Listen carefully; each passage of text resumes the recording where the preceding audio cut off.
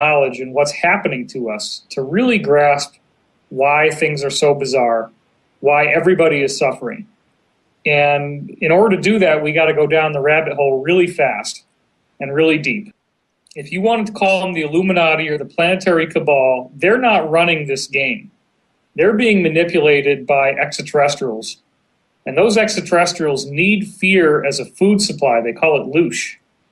And so what they're doing is, the closer that this cabal gets to being exposed and defeated, which is happening, and there's more and more signs of that, which we can talk about, there is more and more pushback from the spiritual realms, and these negative entities do have the ability to mess around and do things. So everything is reaching this point of crashing drama because these bad guys do not want to lose. And so they're fighting with everything they've got. They're trying constantly to create new wars and new problems for us. Ultimately, we're dealing with a spiritual battle, and if you only look at it in terms of who's here on Earth, you're not going to really get what's happening. There are ETs all over the place. There's a whole lot of interest in our planet right now. There's all kinds of new people out there that are not usually the people that hang out in our solar system. There's a whole lot of very, very interesting stuff going on if you have contact with the type of insiders that I do, which unfortunately very, very few people are in contact with these guys. So I'm one of the only people that can actually leak this kind of information to the public. You got to understand that this is essentially a proxy war that we're seeing on Earth. And what a proxy war means is, like, for example, the Korean War was really US versus USSR, but the USSR had, was supporting the Koreans, and then America was supporting the other side. So Afghanistan was another example. The Afghanistan war was essentially a US versus USSR proxy war. So what we're seeing on Earth is like between the US and Russia, is ultimately a proxy war between factions of extraterrestrial groups that are providing intel and actual strategy and even intervention and battle actions. So it's rather complicated to explain, but there's all kinds of stuff going on behind the scenes right now that if the average person knew about it, it would completely be the taking the red pill approach. A lot of people do talk about this secret space program and the spiritual aspect, and you have to remember that the universe is not built to be staggeringly complex. The answers are simple. And the good guys ultimately are working off of a cosmic free will principle, and that means that what really matters is how we choose to think and act towards others. And that allows the positive guys to be able to do more when we act more positively. So, for example, this is why when you look at the meditation effect, you can have 7,000 people meditating together, and the amount of crime and terrorism worldwide will decrease by 72%. So this group of 7,000 people under one roof somewhere in the world, doesn't matter where they are, if they're in the right state of consciousness, they have this severely disproportionate effect on the amount of hostilities and fatalities in the world. And by the way, this has been scientifically proven in over 39 different documented studies, so that it's indisputable. All other variables were ruled out. Our consciousness is so much more powerful than we realize, and the bad guys are constantly trying to use that against us by such things as predictive programming, where they put out in a movie like the latest Dawn of the Planet of the Apes movie.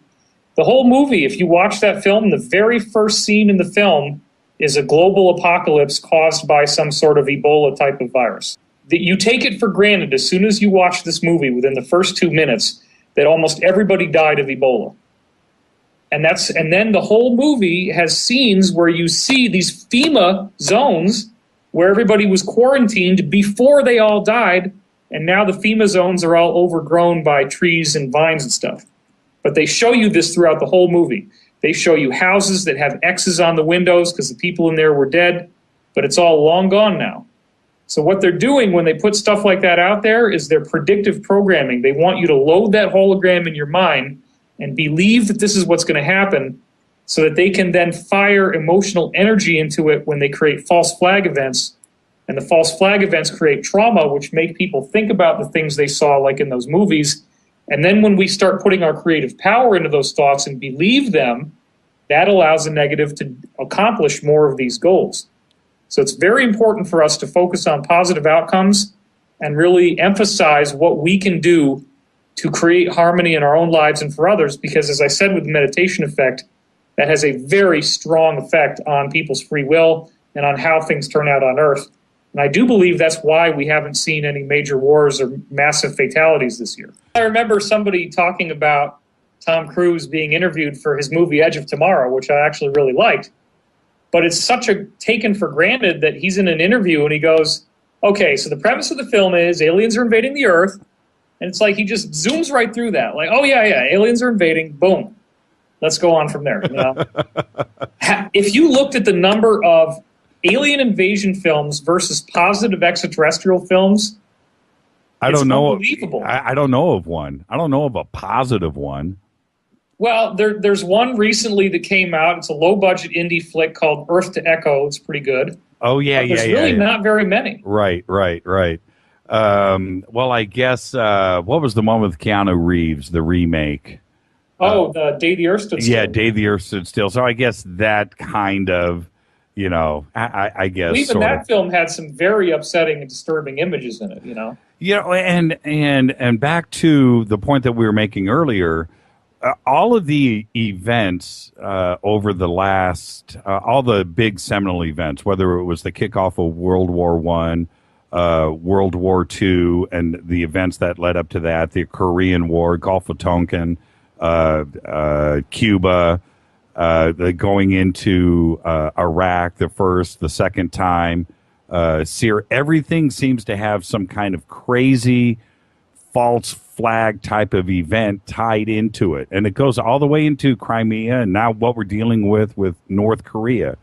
Is each one of these just a situation where we're pawns in chess? You know, there's a big chessboard out there and the game is being played right in front of us? That statement would imply that we don't have any power to affect the outcome. And I wouldn't say that we're disempowered. I would say that this is historically how the game has been played. And I would say that the only way we have to stop it is by spreading awareness. And as people like your listeners are getting educated about this, it's becoming common knowledge. A female friend of mine had a mother who's very conservative, very much locked in the traditional matrix mentality. And about a half a year ago, she goes, "Do you think that the Bush administration was behind 9/11? Yeah. Oh, man, really? Yeah. I mean, they even asserted that in the Iron Man 3 movie, which was the top movie of 2013. In Iron Man 3, there is a Bin Laden-type villain called the Mandarin, who at the end of the film turns out to be hired by, guess who? The Vice President of the United States of America.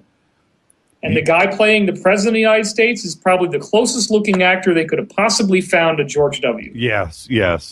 Unbelievable. Check this out. This question just came in via email, and it says, Jimmy, a while back I saw a YouTube video where David Wilcock was talking about the fall of the Illuminati, literally tons of gold bullion hidden underwater, and a plan to arrest heads of state, top bankers, and their cronies.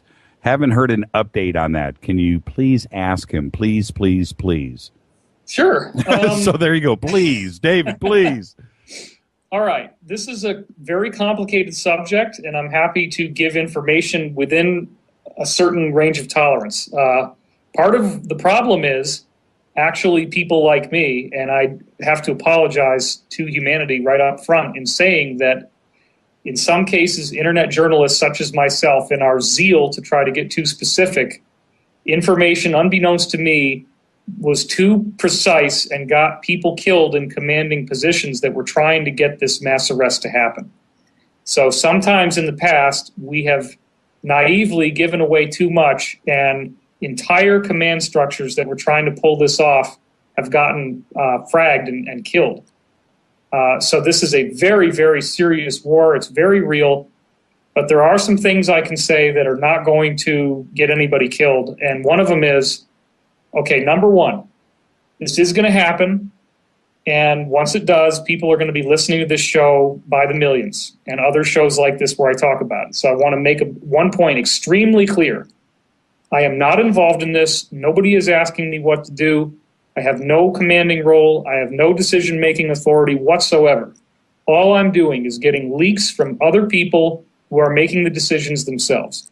I do not have control over what they're going to do, how they're going to do it, when they're going to do it, where they're going to do it, nothing. Okay? Okay. What I do know, I can tell you this. There are multiple groups all over the world who have had to sort out their differences and come to a common consensus about what they're going to do and how they're going to do it. That consensus has been reached. It's been reached for about 2 months. However, prior to that point, there was a great deal of disagreement about how they were actually going to pull this off, because you're ultimately dealing with uprooting a structure that can use murderous force and very powerful international media propaganda to promote its agenda. So it's extremely lethal to try to go up against this cabal, and very, very dangerous.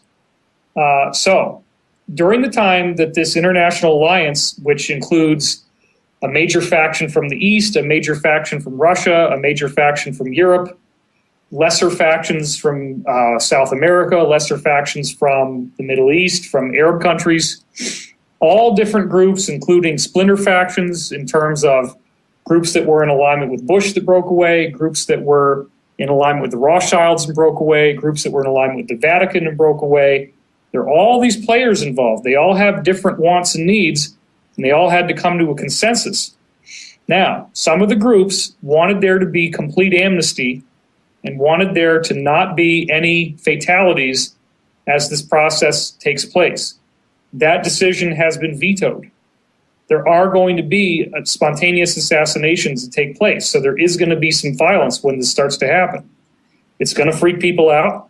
It's going to be very controversial. I may have to garrison myself in my house for a while once this happens, but I'm telling you, part of the reason why we're leaking this before it happens is so that when it starts to happen, the propaganda matrix is not going to be able to make this look like a coup, and it's not going to be able to make it look like it's some sort of Russian intel operation where they're trying to destroy America. That's not what this is going to be.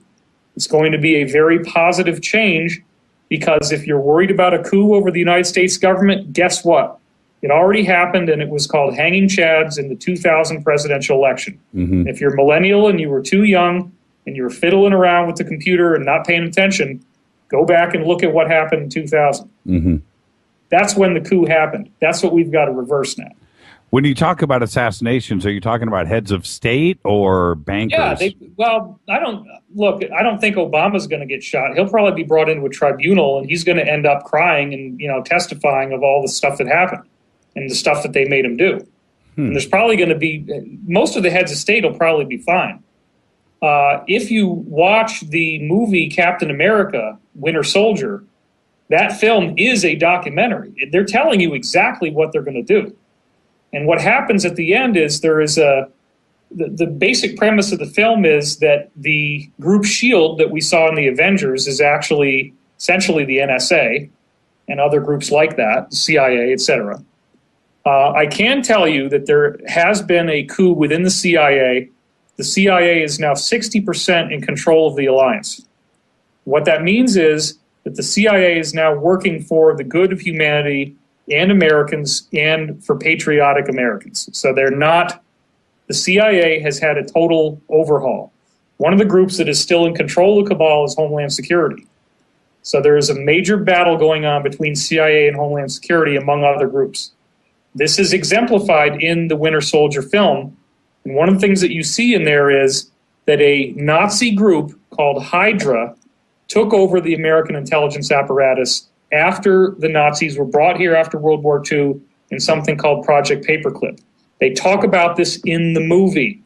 And this was the second biggest movie of this year, other than, I think, Hunger Games then exceeded it.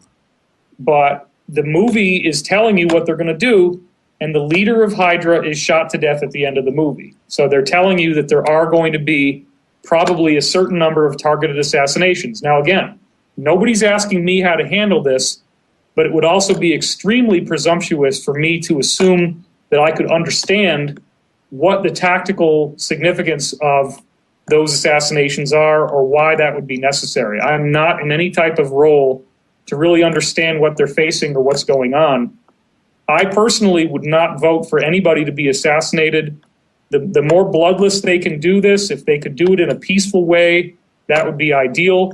And maybe there will still be some sort of divine intervention where events will take place in a certain way where it doesn't have to be bloody. I certainly hope that's what's going to happen. But we could actually see 2 or 3 weeks here in America where you're going to have exactly the same type of crazy headlines that were going on during the Boston bombing. And if you remember watching the internet on the Boston bombing, I mean, I was on the edge of my seat. And every big news website, it was all big, bold, red letters, you know? So there's going to be a lot of that for a while.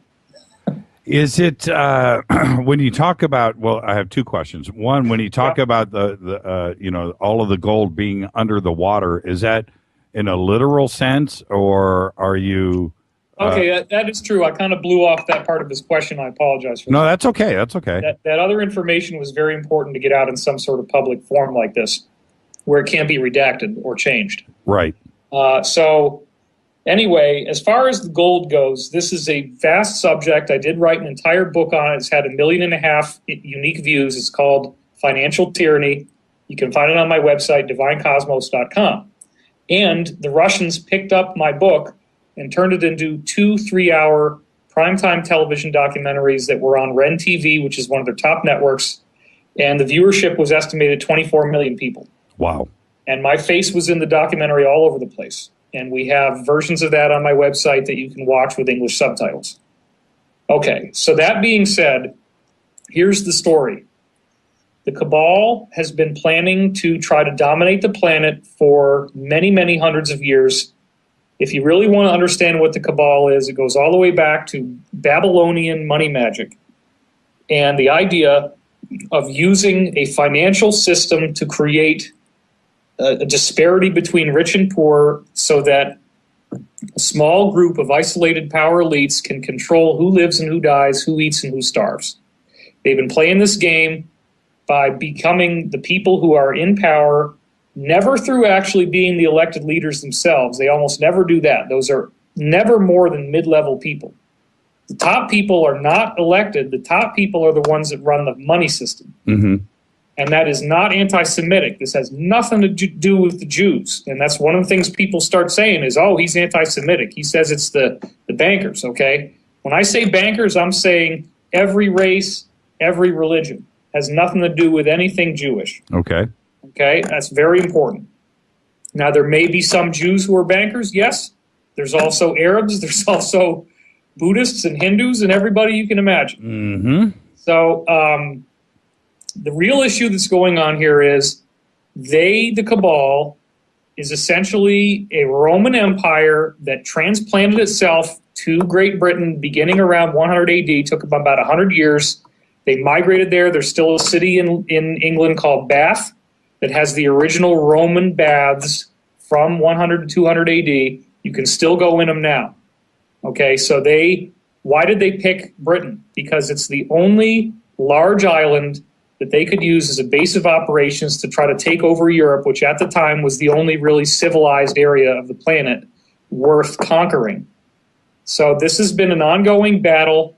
There have been different factions. There was a major battle at certain points between England and Spain. Spain actually at one point had taken over the Vatican, and there has been now a business agreement made, or there was, between essentially the financial cabal, which was centered in Britain, the religious cabal, which was centered in the Vatican, and then the military wing, which was centered in the United States. And it's interesting that there's only 3 city-states within nations in the world. There's the City of London in England, which is the financial center of the cabal. There's Vatican City in Italy, which is the spiritual center of the cabal. And then there's Washington, D.C., which is the military center of the cabal. Interesting. So what's happened is that this group got together and created the most incredibly vast, systematic plan to plunder the world's wealth that's ever been contrived, and that was World War I and World War II. And what they did is they used these invasions of countries as a cover. The war was bloody, yes, that's true. Everybody talks about how Prescott Bush, George Bush Sr.'s father, was Hitler's banker. What you may not realize is that Prescott's father, Samuel Bush, was the owner of the Remington Gun Company, which sold over 90% of all the guns to both sides of World War I. Think about that. So you can make money on selling the weapons, but that wasn't the main issue. The main issue was create these wars. And the real thing is that when you get into the country as a military invasion, invade their central bank and take their gold. And what happened is very secretly throughout the early 20th century, and especially in the 1930s, and a lot of it was done by Japan, which at the time was totally fascist and working with the Nazis. Remember, Japan was part of the Axis. They bombed us in Pearl Harbor. Right. Okay. They went through all of Southeast Asia and China and robbed everybody's gold. Nobody ever did it on such an industrial scale as Japan. They did horrible atrocities, including something called the Rape of Nanking in China, which is one of the greatest mass atrocities in human history. That's right. Okay, so what happened is they took everybody's gold, they hid it away in bunkers, which were originally supposed to be transplanted to the U.S., but then the patriotic American military that didn't know about this actually cut their supply lines with submarines and prevented them from being able to ship the gold over here. So the only step left they could do is to bury it in bunkers throughout Southeast Asia, of which there's well over 100. And these bunkers have a vastly higher amount of gold stored in them than what is officially on the books. The official amount of gold on the books is about one Olympic swimming pool size. It's 130,000 metric tons. Okay. The actual amount is supposedly about 14.5 times greater than that. Whoa. It's And it's never been found. That gold not an ounce of it has surfaced. No, that's not true. Okay. It has, and I have one insider who worked for Reagan. In fact, Reagan's code name for him was Mr. Do. Well, I guess what I'm saying officially, not 1 ounce has ever been found. Let's make that clear. Well, but I mean, it's all documented. There are people who've written about this before. There are books before Financial Tyranny that I draw from that talk about this, and it's all actually quite well documented. And I have insiders who have been inside these bunkers. And the insider who, as I said, was called Mr. Do by Ronald Reagan because he was the inventor guy. He invented anything they needed that was classified, solved all kinds of engineering problems. He walked in one of these bunkers. And imagine now you're going down a hall that's 1.5 miles long. And as you walk down the hall, there are doorways on either side every maybe 100 feet. And each time you look into one of these doorways, what you're seeing is a room that is the size of a basketball court piled to the ceiling with gold bullion bars. And you walk down that hallway for 1.5 miles, and every room that you see is packed to the ceiling with gold. That's what happened. That's what's going on. So much of this gold was held in private collections because one of the big secrets is gold is actually not scarce. However, it turns out that the place where gold is most plentiful is a vein that runs through Cambodia and Laos, Southeast Asia. There are gold mines that are so huge that you could literally just drive a bulldozer in there and bulldoze out gold boulders. Okay. Oh, man. And that hasn't been told to us. And that same vein actually ultimately runs down into Australia, and that's been kept secret as well. Plus, in the space program, there are asteroids they could go out and mine that are absolutely solid gold. So we do not have a gold scarcity. The gold, a lot of that gold that I said you could bulldoze out boulders worth of it, a lot of that has been mined, smelted, refined, and turned into, actual gold bars. And it was held in some very vast private collections. And the main group that was doing this is called the Dragon family. And it is actually ultimately a group of humans that immigrated here and were not natively born on Earth. And one of the oddities about this group is that they have their genome is such that they have a lifespan of between 200 to 300 years for an average person. And they are Asians. They are Asian looking, and they are living in exile. They're very secretive. And there's a whole lot of story we could talk about with them when they got here. They formed China. They're the Qing dynasty, the original dragon emperors. They built about 135 pyramids in the Qing province of China, and the pyramids are still there. And interestingly, the pyramids still have a piping system that allows water to be piped into the tops of each of these pyramids. And what they would do is park their ships, which were called fiery metallic dragons. They weren't really dragons, obviously. Mm-hmm. They'd park the ships on top of these pyramids, and it's like a trailer park. You hook up the water hitch, and you can just, live in your ship for years at a time. Now, they do still have some of their ships here, and they do also have a portal technology, and you can't go through the portal unless you're invited, but there have been ongoing portal contacts with the rest of the dragon family people that are not on Earth. And I probably shouldn't even have said that, but I guess I just did. So. Well, I think one of the misconceptions, including with myself, is, all of the ET contact and agreements and everything are exclusively here to the United States, and they are not, are they? No. Okay, ETs, bottom line, most of them, well, not all of them, but a lot of them are human. We have been severely, severely misled. We hear words all the time like aliens and creatures, and we take it for granted that we're dealing with something fundamentally inhuman. Nothing could be further than the truth. What we're actually dealing with is that the universe itself is sentient, the galaxy is programmed to create biological life, and that biological life will be hominid in our galaxy. It will have a head, it will have eyes, nose, mouth. There's very few that don't. It will have 2 arms, 2 legs, opposable thumbs, all that kind of stuff. I do have one insider who has personally handled over 2,000 different types of extraterrestrial bodies. And his job was basically just to autopsy them and try to identify organ systems. So I have a lot of different descriptions of what different types of ETs look like, and I can tell you that probably the most divergent one that he ever saw was kind of like a jellyfish hominid, and it basically had no real discernible facial features. The body looked like clear gel, except for a spot in the head and a spot in the middle of the chest. And when he autopsied it, he wasn't able to identify anything resembling an organ system. It was all just gel. But most of the beings that are out there are human-like or actually human-looking. And in fact, we have been visited by multiple human groups, and they all have tinkered with our DNA. We are like a genetics wonderland. Our DNA has been spliced and respliced and tinkered with so many different races. There's actually 40 different extraterrestrial groups, most of whom are human or human-like, and some of which look just like people on Earth. There's one group that looks exactly like the Maoris from New Zealand, for example. There's a couple other groups that look just like Asians on Earth.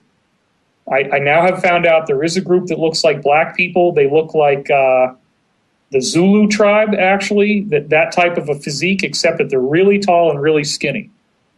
So all the different types of people that are on Earth have extraterrestrial families. All the different races that we have here on Earth have extraterrestrial families. And on a secret level, all these different groups, there's about 40 of them all together, have all presented to us, and meaning our secret government, genetic evidence, physical evidence, holographic evidence on these little iPads that they have, that they show us movies on, that they are the guys that made us. How do we tell? They can't all be right. Yeah. How do we know when one is standing next to us? Are we able to tell the difference? Is there something that sticks out? In some cases, it would be absolutely impossible not to know that you're in front of something very, very unusual. Some of these people, there are micro ETs that are literally no bigger than about a centimeter to an inch in height.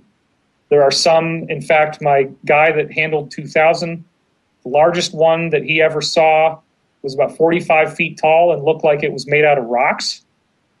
But the average groups that we see, we're actually a little bit taller than average. The overall average, if you really wanted to standardize it, of height is about waist high for us, or maybe a little bit taller.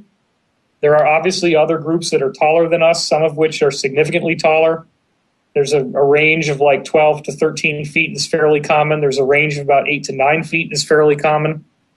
But we're actually among the taller groups. Now, most of them do look predominantly human, but you're going to have some discrepancies. You're going to have, for example, all different types of skin color.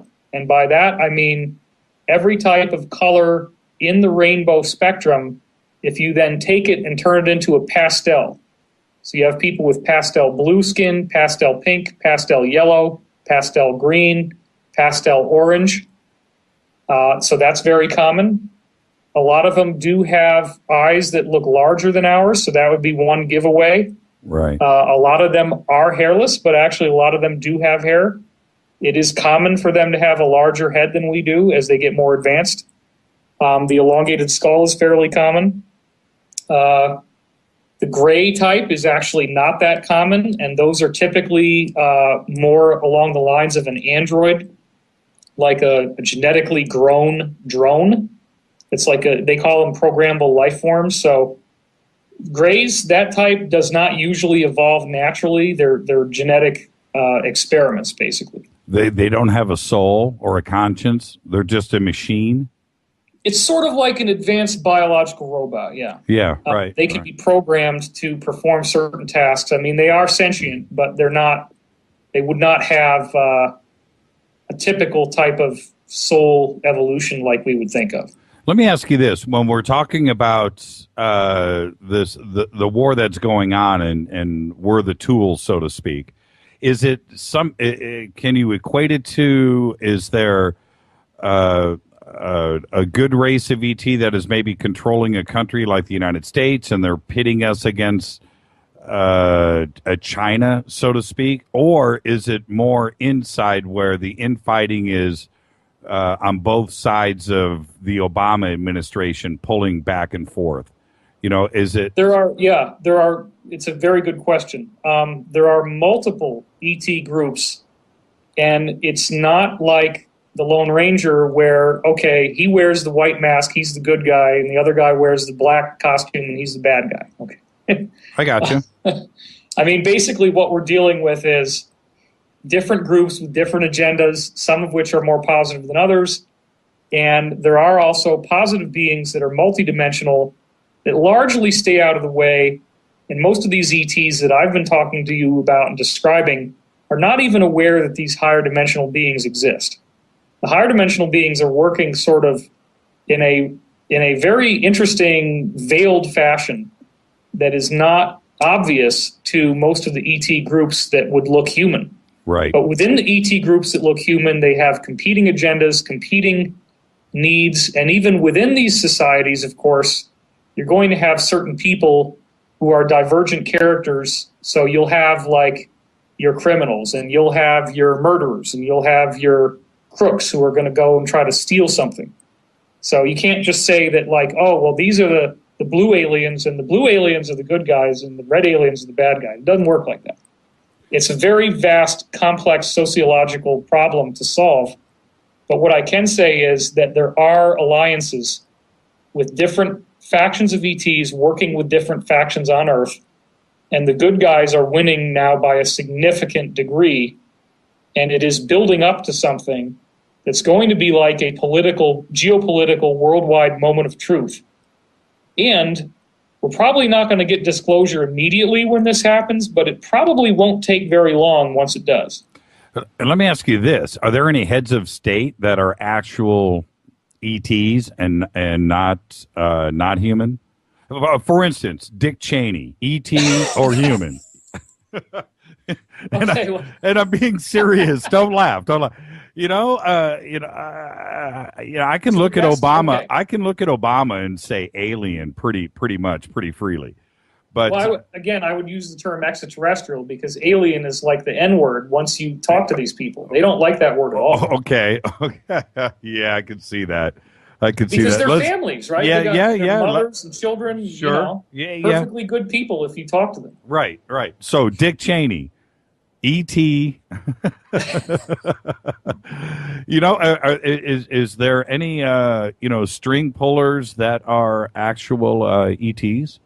Well, if I were to answer that question to the fullest extent of my knowledge, and then this all became public in disclosure, that could actually come back to haunt me and bite me in the ass. Well, but you not answering is going to do. Okay, I will say truthfully, as far as I know, no visible elected leaders who are heads of state are extraterrestrial humans.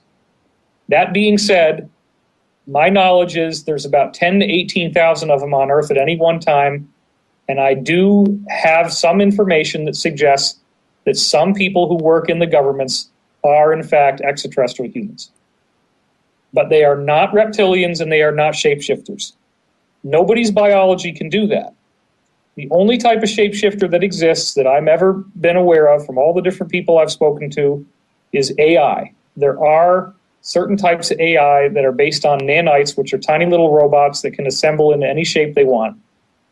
The United States did have a huge problem with the nanites, which they solved in the 1970s. There was a time where nanite humanoids were actually going into the White House and were pooling down into carpets and things like that. And they put some very advanced technology inside the White House that basically prevents the nanites from being able to do their little electromechanical handshake that allows them to build into structures. It's essentially like a force field that keeps them from being able to get in. And so we've predominantly dealt with the AI problem. Most of the AI, in fact, as far as I know, all the AI has been essentially shooed away from the Earth for now. So there is no such thing as a biological shape-shifting organism. And that is unfortunately, a very grotesque distortion of truth that's been promulgated by many people out there who really don't know anything. And I'm not saying that they are bad people, they just got bad information. Have you ever picked up the phone and talked to David Icke about this directly? You had to mention the name. I had to go there. I had to go there. I think David Icke is a hero. I think he's done amazing work. I do too. I absolutely. He has said some disparaging stuff about me online, but this field, as you know, Jimmy, is similar to rap music, and everybody's wanting to bust a rhyme about how they're the greatest, Well, yeah, I hear you there. I respect David Icke. He's been not only a guest on this program, but I think the one thing about him is that I think people misconstrue a little bit is he speaks loudly and with conviction, and that gets confused with him being a bad guy. He's got a great soul. And he believes in his message, and he's very passionate about it. What a marvelous guided course, right? Where he, first of all, starts out as a major sports hero in the UK. Then he becomes a major newscaster, broadcaster, sports anchor, Yep. And then he gets awakened to the truth and starts to disclose very real information. So he has been an indispensable part of our collective awakening. No doubt.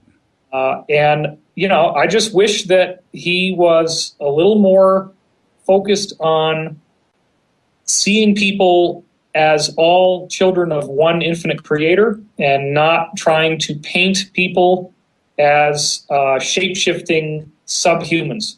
Have you ever seen I'm sure you have. You've seen the video of one of Obama's Secret Service guys doing the shape-shifting. Have you seen that video? That's a hoax. It's a great video, though, man. You have to understand that there's a lot of people who make money off of doing this stuff, and they're probably paid better than any of us are. Mm-hmm. So if I even got like a 10% credit of the amount of jobs that I've created just myself, I'd be far, far better off than I am. You can get another Martin D45.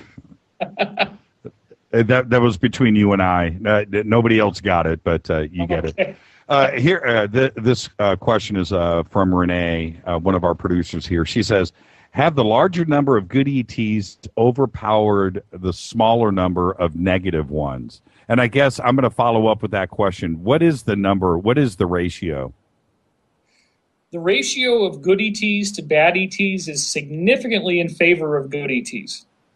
One conservative estimate, and this is just the groups that are immediately politically involved with us in our local area, is 6 bad groups versus about 50 positive groups.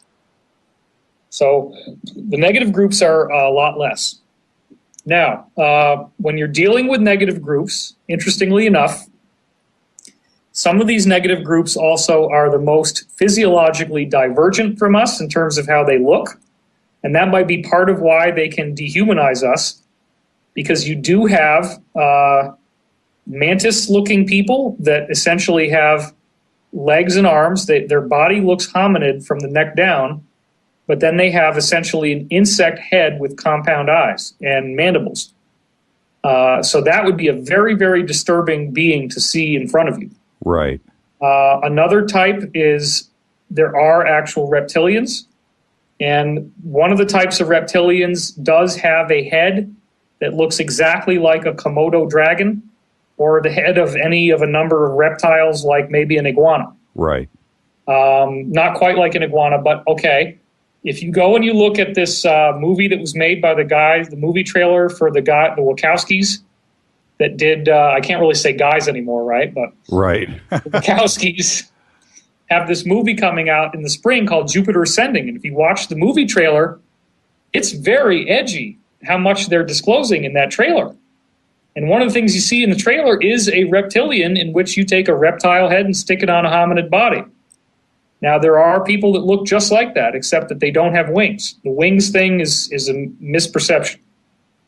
Then you also have reptoids, which have reptilian-like features, including scales and vertical slit pupils, but their heads would be more like what we would think of as a gray, where it's a large head, large almond-shaped eyes, but with the vertical slit pupils, and they have more like a nose and mouth, whereas these other groups actually just have a snout and teeth, and they don't have any type of human-looking nose and mouth as we would normally think of it. Have you seen, with your insiders, with this type of information, have you seen photographs and such?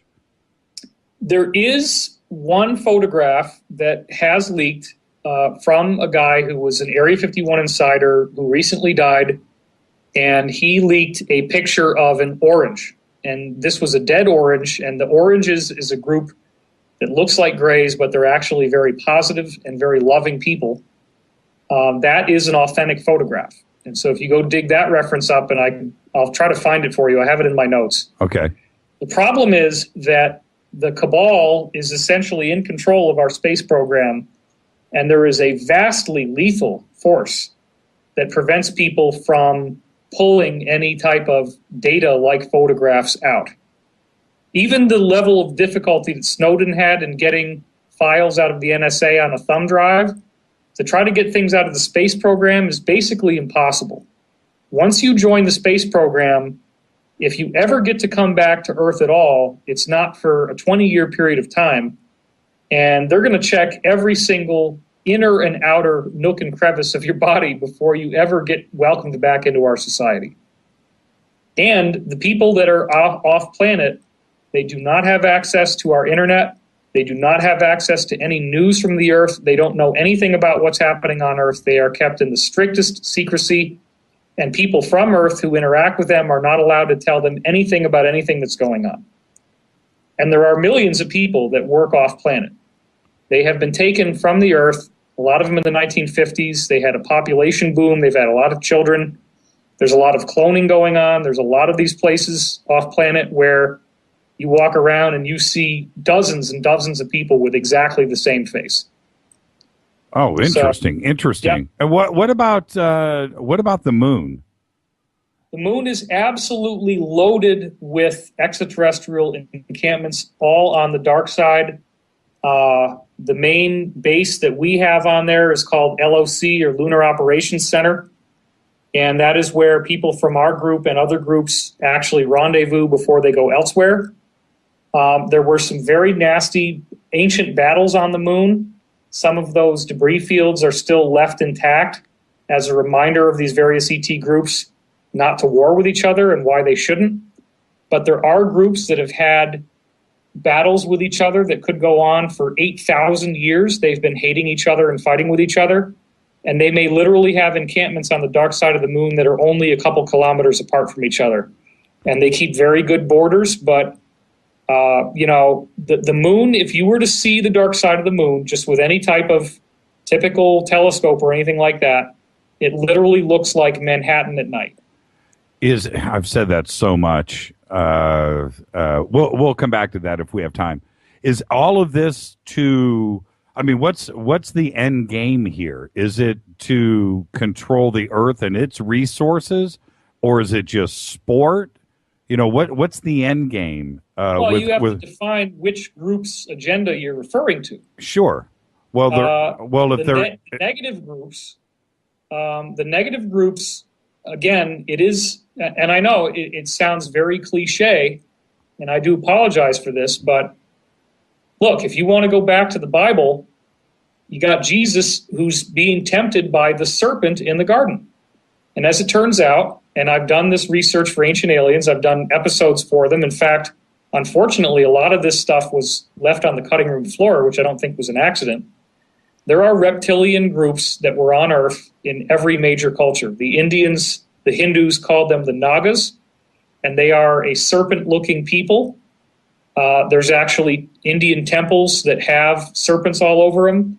You look over in Mesoamerica, and what do you have? You have step pyramids that have the plumed serpent on them, right? That's right. You have this Sumerian sculpture of a mother suckling an infant, and her head looks like a reptile head. This is not stuff that was done randomly. This is because these people were here. Garden of Eden. The Garden of Eden, same thing. So it is a cliche, but it is true that there are negative ETs that look like what we would think of as demons. And it is also true that there are positive groups that have essentially come here. They are human. Jesus would be an extraterrestrial human. Buddha would be an extraterrestrial human. The second Buddha, which was Padmasambhava, who could fly and do all kinds of amazing stuff, he was an extraterrestrial. Very likely that some of the South American gods, Quetzalcoatl was an extraterrestrial. And these people have been trying to give us the most basic spiritual teachings about just be nice. Is it really that hard? Just be nice. Because that's what's going to turn this thing around for us. Is all of the religions have seeds of the truth. Now, it's really sad and unfortunate that the people in power, the people that are running our financial system and running the Western media, they are, in some senses, extremely blind to the greater positive nature of the universe and the spiritual reality that we live in. They have a spiritual philosophy, but it is rooted in a very controlling, manipulative, and negative mindset, which for them is the only truth. And they do not understand that they will be obstructed. They do not understand that they cannot win this. And they are very mocking and sarcastic about the Bible. They think it's a joke, that it's no better than toilet paper you wipe your butt with, when in fact, the Bible and other great religious works are sort of like thumbnail sketches of what we're now going through. And the prophecies in the Bible and other works are essentially accurate. They're just very simplified for people from 2,000 years ago with the level of knowledge and vocabulary that they had available to them at that time. But the core essential nature of what the great religions teach us is the key of what all the benevolent ETs are still trying to do. They're still trying to get us these principles. They're still trying to make us transform into a more loving society. And they work in a very strange reality where they're not allowed to directly intervene. They have to work on our free will. So They can only give us clues and trails of breadcrumbs. They can't just show up in the sky and show us religious icons for whatever culture is appropriate and say, here we are.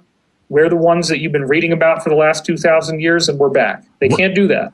And which leads me to this question. How long have they been here? And before you answer, here we have the obvious things are, Giza and Stonehenge and some of the other megalithic sites, but certainly Göbekli Tepe now, which goes back an additional 10,000 years.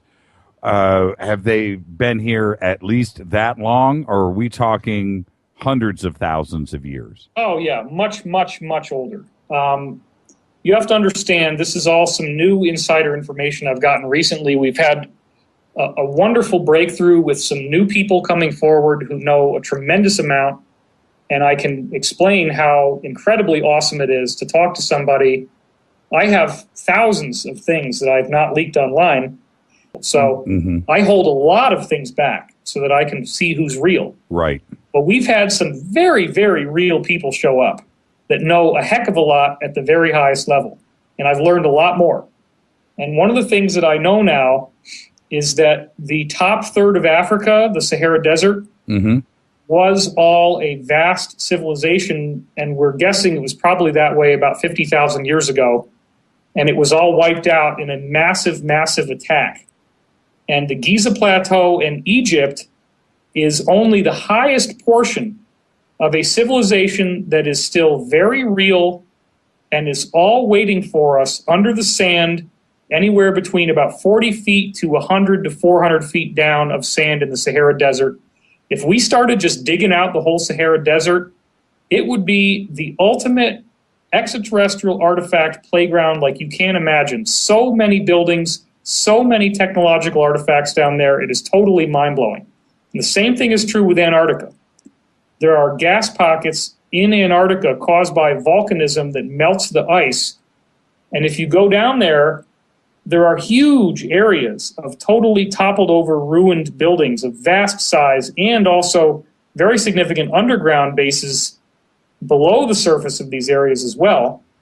And actually the Nazis in World War II were the first ones to go to Antarctica, and they went into some of these pockets and cavities and found some of these places and basically reoccupied it and took it over, and that was the New Berlin base that they then transferred their operations to at the end of World War II when they realized they were losing, before they went to the moon. At the same time, they also went to the moon because the Nazis were the first government to develop flying craft using anti-gravity, thanks to a few different things they got, one of which was Victor Schauberger's work, one of which was from extraterrestrials that had contacted the Nazis, like some of these reptilian groups.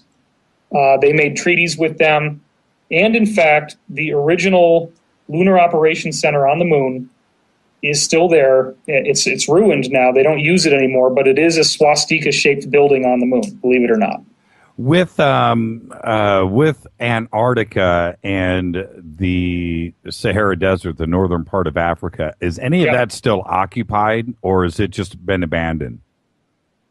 Underground facilities, very much so. There are a lot of different ETs here that still work in and around our Earth. There are undersea bases, underground bases.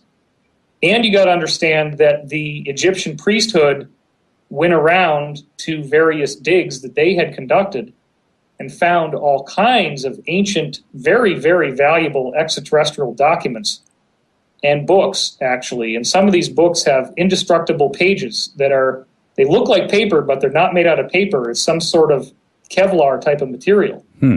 And those books were stored in the Library of Alexandria. And then when they allegedly burned the Library of Alexandria, that was a false flag. And all they actually let burn was census documents and tax forms. And they took all the good stuff and relocated it to, guess what? The Vatican Library, where it still is today.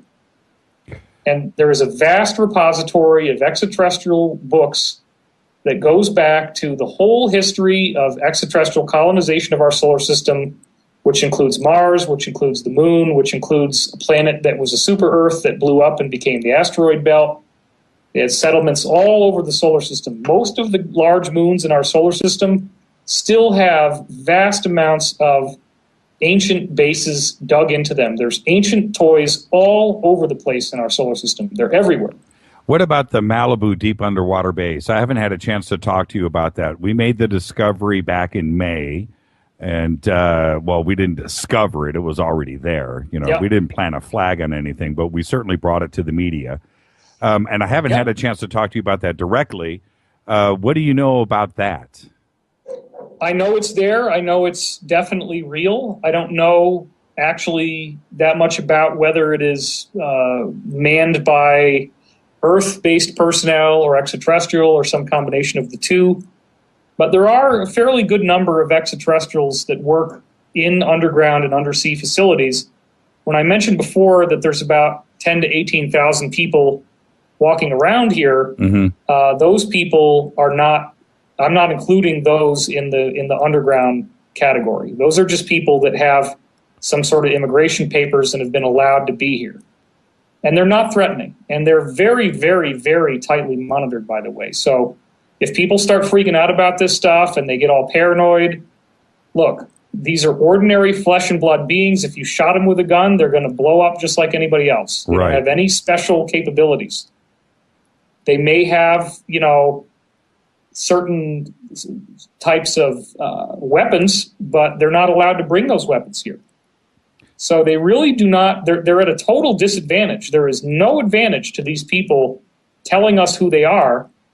And part of the plan for disclosure has been that if we get to that point, like, for example, it didn't happen, but there was a plan on the table that Obama was going to tell us in 2009, in November, that there were 5 different extraterrestrial human groups that have been working with the United States government for about a century.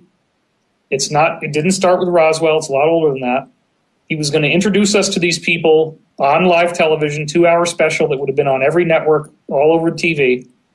And he was going to say, these people are here to help us. Please don't shoot them. And that would have been mind-blowing. It didn't happen, but it could have happened. And it was thwarted by 5 different factions that made sure that he wasn't going to do that. And one of the ways they made sure he wasn't going to do that was the Norway spiral.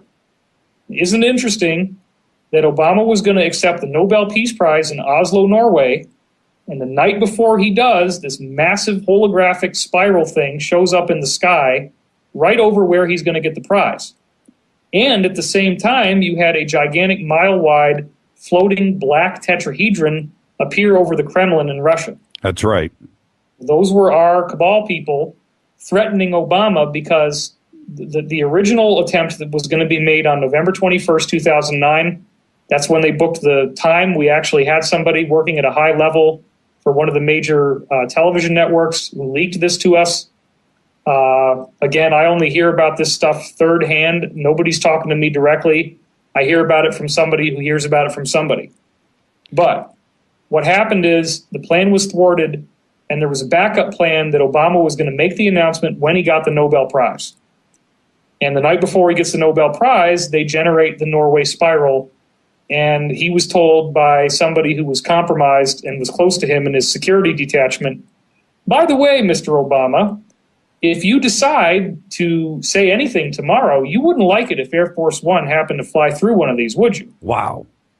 Yeah, that's what that was. It was a massive, ballsy, masculine, incredibly aggressive threat. Don't you dare do disclosure when you get the Nobel Prize. And he didn't. So, okay, we have 10 minutes left. Maybe we can stretch it. It really flies by. Huh? Yeah, it does. Well, you and I knew that, though. Yeah. Next time we'll do 4 hours. I'm not kidding either. Okay. Okay. Well, we're scratching the surface on all of these subjects. We're doing our best here. But let me ask you this. I've seen you. You've been, forced into walking around with security. Armed security. I mean, real security. That is correct. And how is your private life? I mean, knowing that I've seen it myself with my own 2 eyes. I remember the last time that I saw you. You literally had to turn to your security guy to calm him down. This guy's a friend of mine. It's cool. I'm like, man, wow, really? But but I've seen it. And so, how is your private life, and how do you you want to share that with us? How do you deal with it on a day-to-day basis now? I essentially keep myself extremely isolated because there are threats against me. I have to be extremely limited in how much I leave my house. I do have various forms of security that I have in the house, including a dog that is one of the breeds that you want to have. Right. Yeah, it's not a Schnauzer. I do not own any firearms. I have been guided not to do that. I wouldn't want them here because then they'd be used against me, and I'd be framed as like a anti-government radical or a terrorist or something like that. So I do not have any weapons here. But there are also divine protections, which some people are going to laugh their ass off when I say this, but this is a spiritual war. And as I said, I think on your show last time, there is a law that says that the bad guys are not allowed to shoot the Red Cross workers. And that is an absolute reality. So yes. As long as I don't do anything corrupt in a spiritual, moral, ethical sense, I haven't ripped anybody off. I haven't banged any female fans that would love to bang me, and there's plenty of them. Believe me, dude. I mean, it's like, you want to talk rock star, it's the same thing when it comes to this field. Sure. So, especially go up on stage in front of 200-300 people, you get all kinds of crazy stuff that happens. Yep. Just in trying to get from the stage to the bathroom. It's like you get 20-30 people try to stop you. So my attitude is, there's not very many people out there who are doing what I'm doing. And then of those people, a lot of them have had various character defects, which some of them are honest about, some of them are not. And then those character defects at various times can end up leaking, and then those people are humiliated or discredited. And in some cases, they do it to themselves. So, for example, you're never going to hear me publicly saying something derogatory about other people in my field. Another example, I will never betray the confidence of any of my sources. I would rather take a bullet than betray someone's identity, because that gets people killed. And people have been killed. There has been a lot of ignorance and stupidity in how we've handled this, and I didn't even learn the full extent of it until recently. I don't think that I personally leaked any information that got people killed, but others who have been talking about this definitely did. Mm-hmm. So this is real, and it's a battle. And I forget what you asked me. I'm sorry. Well, I mean, it's you live a very sheltered life now. There used to be a time when you could run around the streets and do whatever you want, but it's not that kind of party anymore. And I'm in a garrison mentality right now. Sure. I stay at home, and I have very limited social interactions, and pretty much the only people I talk to are insiders. So most of the people I talk to have highly advanced special ops military training. And as a result, I'm much more sympathetic to the military than I used to be. And if I had the opportunity to serve in a valiant military force, I would gladly do it. But there is nothing like that on Earth right now, unfortunately. Were you, was this life an accident, or do you feel like, or have you been told that you were chosen? Well, chosen implies a messianic Christ complex, which I have fastidiously tried to avoid, even though many people put their projections on us. In fact, this is a very interesting point. It's side of a side tangent, but it's worth saying. The various extraterrestrials that have tinkered with our DNA for thousands of years programmed us for certain things.